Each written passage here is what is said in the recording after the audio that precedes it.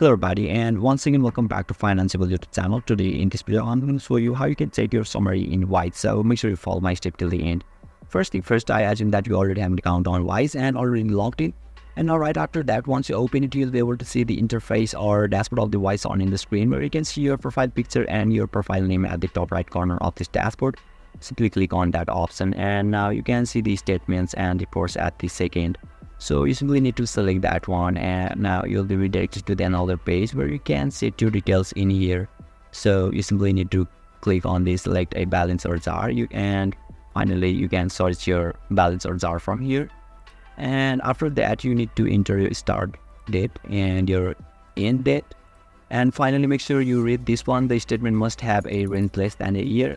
And after completing your configuration, you can choose your file format from here, like you can choose PDF, XLSX, means Excel, CSV, XML, MT940. And you can also check mark this one, or you can just leave it. And you can also select your statement language as well. And finally click on the done, and yeah, you will be able to check your summary in here successfully.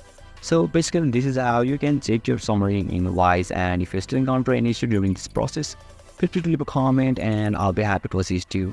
If you found this video helpful, please give it a thumbs up, and if you are new to this channel, make sure to hit the subscribe button and set the bell icon to on so that you can stay up to date with our latest content. Thank you for watching, and I'll see you next time.